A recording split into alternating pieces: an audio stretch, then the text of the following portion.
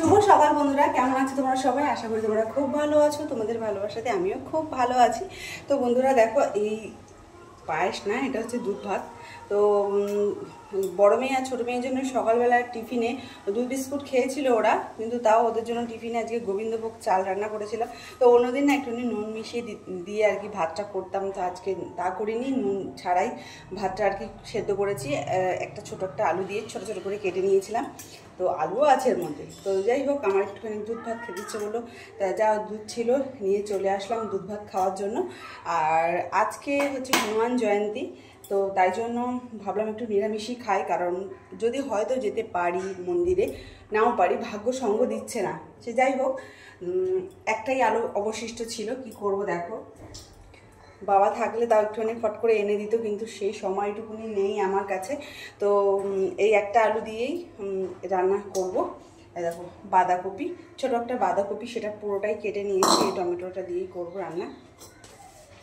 কড়া গরম হয়ে গেছে বন্ধুরা, একটু সর্ষের তেল দিয়ে দেব শুকনো লঙ্কা আর সর্ষে ফোড়ন, কারণ আজকে টক ডাল হবে। তো টক ডাল নকুর ড্যাডি খাবে, তো কোনো নিরামিষ হলে না টক ডাল হলে নকুর ড্যাডি খেতে পছন্দ করে, তো তাই জন্য করলাম। ডালটা সেদ্ধ করে গেছিলাম, আলু ভাত সেদ্ধ করেছি, ডাল সেদ্ধ করে গেছিলাম, নকুকে দিয়ে আসলাম।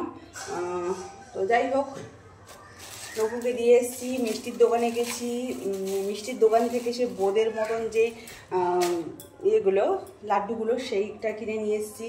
তো ঘরেও একটু ঠাকুরকে দেব লাড্ডু, আর যদি ভাগ্যে হয় তাহলে যাব। তো ডালটা ফোড়ন দিয়ে দিই। কালো সর্ষে নেই বন্ধুরা, জানো তো, তাই জন্য আর কী করবো, শুকনো লঙ্কা নিয়ে আসলাম, ডাল নিয়ে আসলাম, তখনও মনে নেই যে আলু নেই, বাড়ন্ত বলে। তো যাক, যা হয়েছে হয়েছে, না হয়েছে না হয়েছে।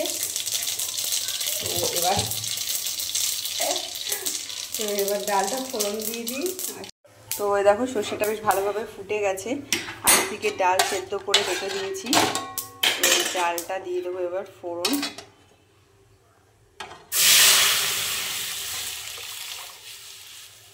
ডালটা ফুটুক ততক্ষণ আঁচটা বাড়িয়ে দিই। টক ডাল না একটু মিষ্টি মিষ্টি হলে ভালো লাগে, কিন্তু আমার বর তো বাঙাল, একদম মিষ্টি খেতে চায় না। তাও এখন অনেকটা বদলে দিয়েছি ওকে, তরকারিতে তো আমি মিষ্টি দেবই, না হলে হবে না। তো যাই হোক বন্ধুরা, সঙ্গে থাকো। বাবা মা চলে গেছে কোথায় জানি না।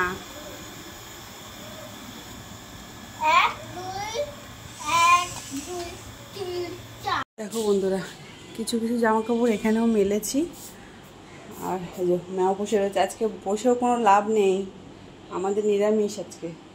এই একটা পাল্লা খুলে রাখলাম, কারণ না নকু আজকে আসবে একাই। আমি বললাম আমি আর আসতে পারবো না, তুই চলে আসিস। তো দেখো, ছোটো মেয়ে দেখছে এদিকে ফোন, দেখুক, 1টা বাজে। চলো জয় বজরংবলী। নকুদের দিকে খেতে দেওয়ার পর দেখো ঘুমাচ্ছে। তো বন্ধুরা, ভীষণ ধকল গেল আজকে। কালকের বাসি রুটি ছিল, সেটা খেলাম, 2টো খেলাম বাঁধাকপির তরকারি দিয়ে।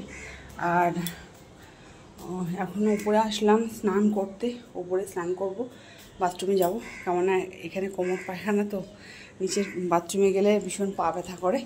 তো যাই হোক, দেখো কত কাচাকুচি করেছি, এইদিকেও